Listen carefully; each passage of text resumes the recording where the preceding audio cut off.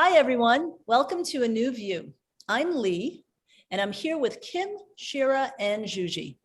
We are four friends, speakers, and professionals from different cultures, backgrounds, and age groups coming together to offer healing and inspiration.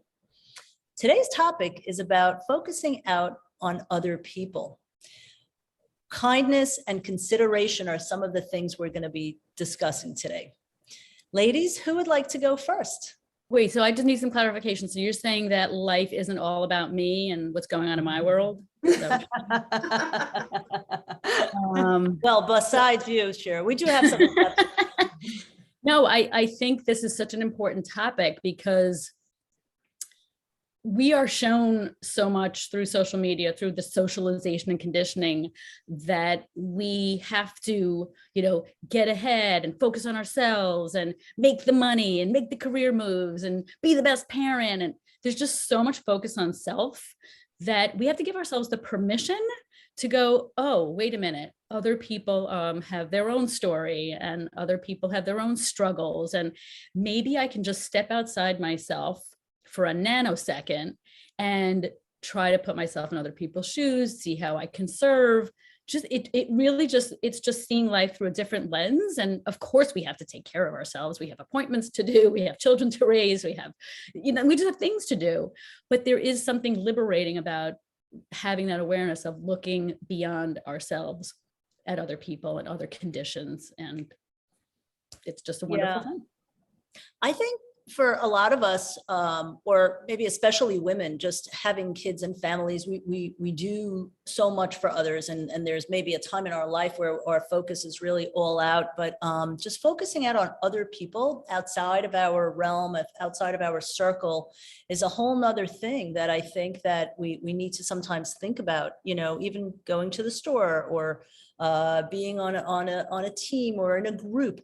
Very often I sometimes find myself like giving more thought about people and maybe their needs and challenges after I leave them, and I very often say, oh, I should have asked about that, or I should have inquired. And in that way, I'd like to better my practice of focusing on other people a little bit more. Lee, I have those moments too, where all of a sudden somebody will pop in my head months later. They might be dealing with cancer. They might be dealing with a divorce, a job loss, something. And I'll consciously make an effort to text them, send them a note, call them. And then all of a sudden time will go by, and then they'll just pop in my head out of nowhere, or maybe I'll see a post on social media. And then I'll feel so bad about, gosh, it's been 3 months since I checked in with this person.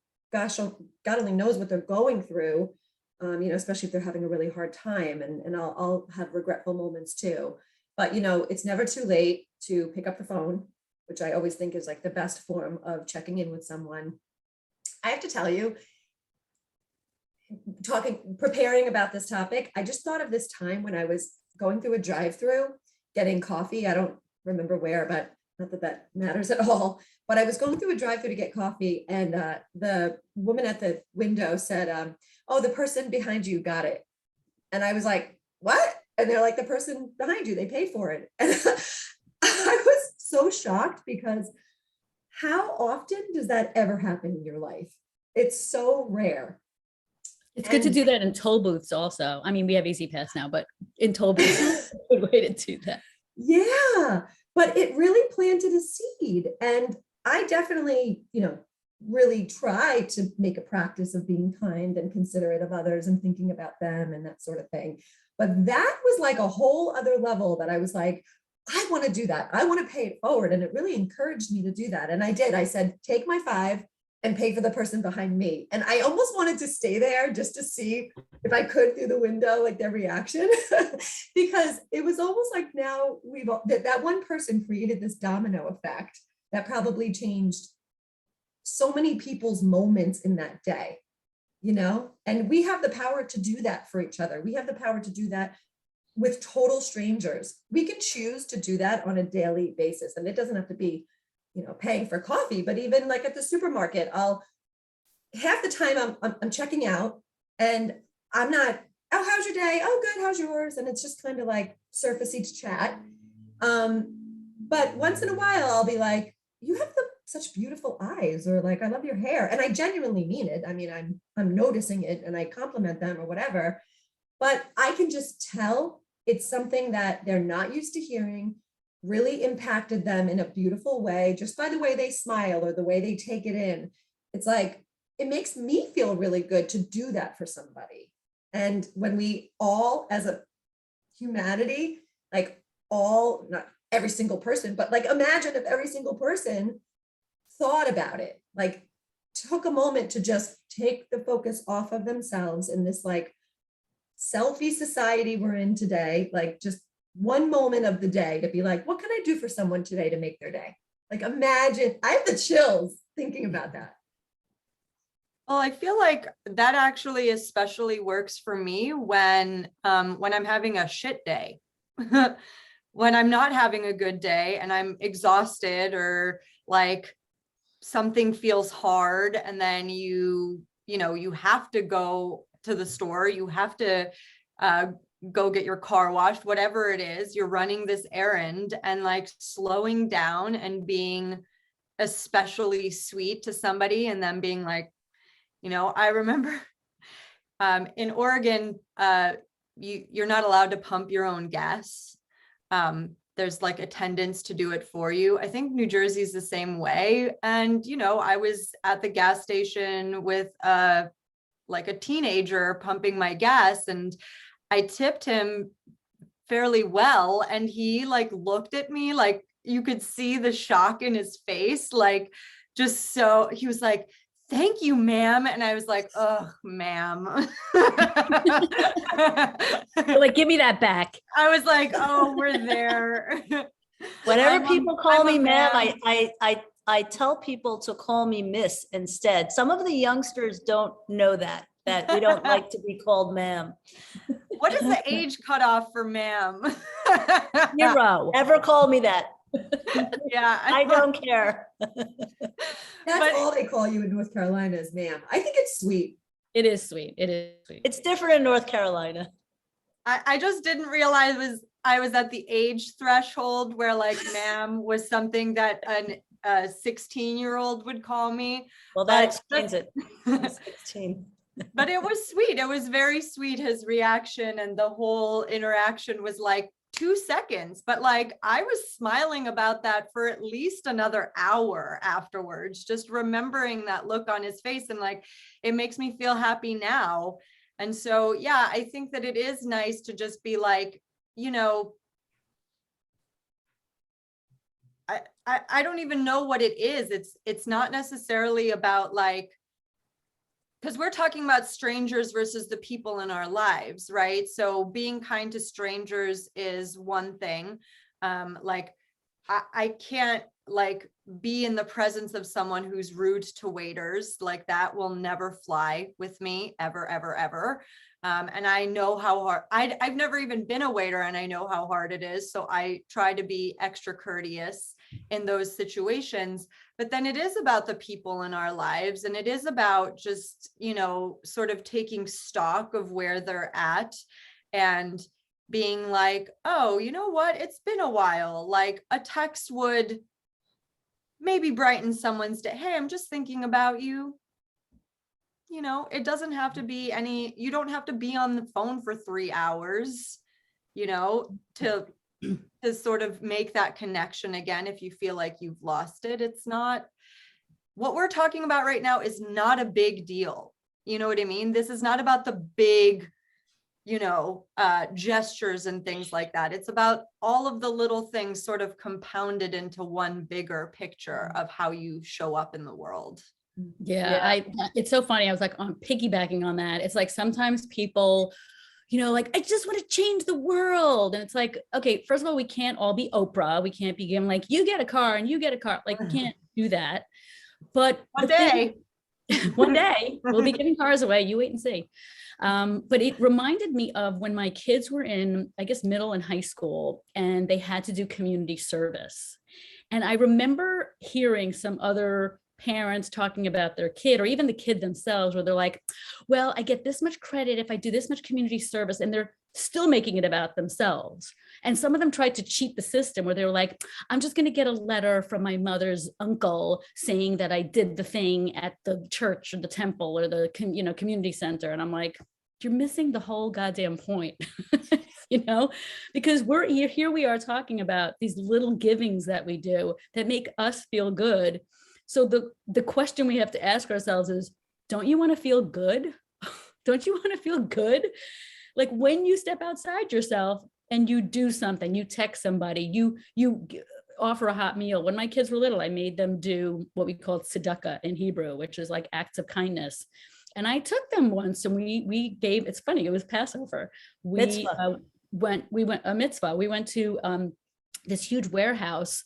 Other families donated their time, and we literally got these pre-packaged, other people were putting the meals together, and our job was to deliver them to the people.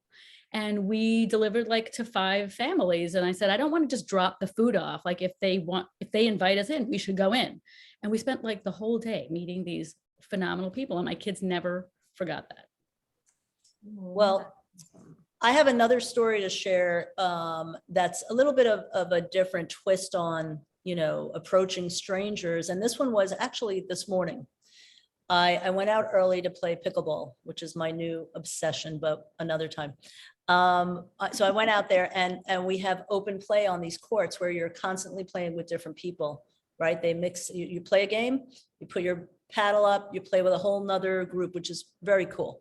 And so we played, there's 4 on a court and there's one older gentleman, and we always usually introduce ourselves like, hey, my name is whatever. Yeah. And then we play and then move on. And we happened not to ask this guy what his name was, but we played with an older gentleman.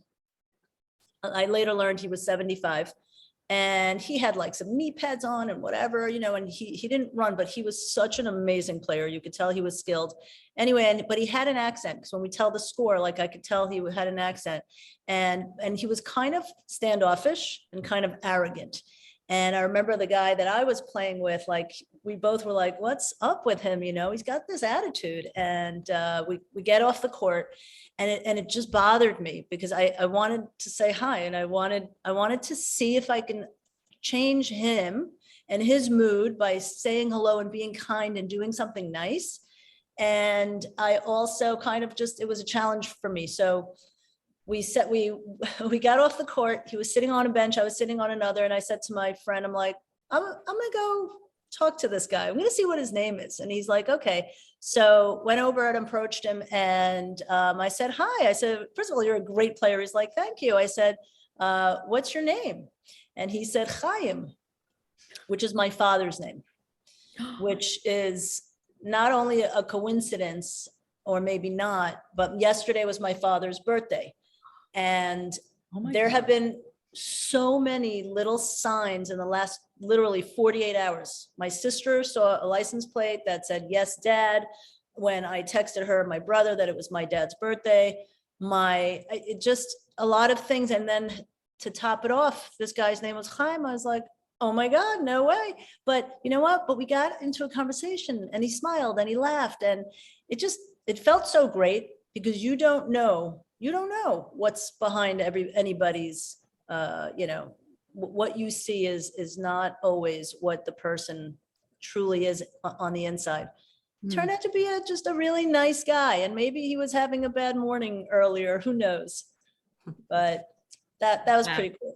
Lee, that's an amazing story. Wow. It was so cool. Yeah. And there's a lot more to that with the whole, my dad and his birthday and the names and things. It's been wild.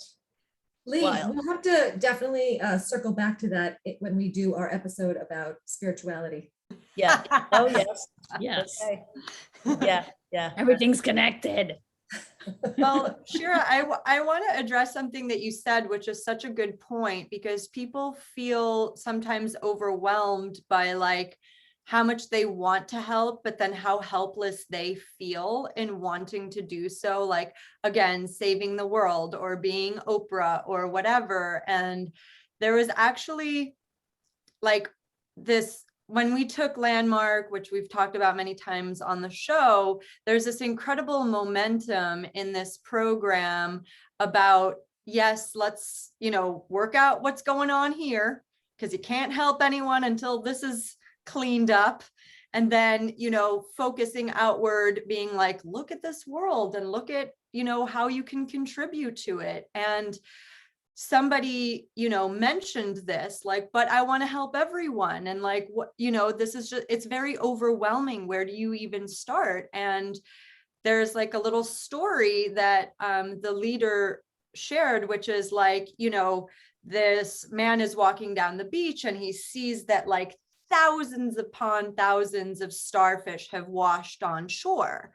And so he starts like walking through the starfish and taking some and throwing them back in the ocean. And somebody says to him, why are you doing that?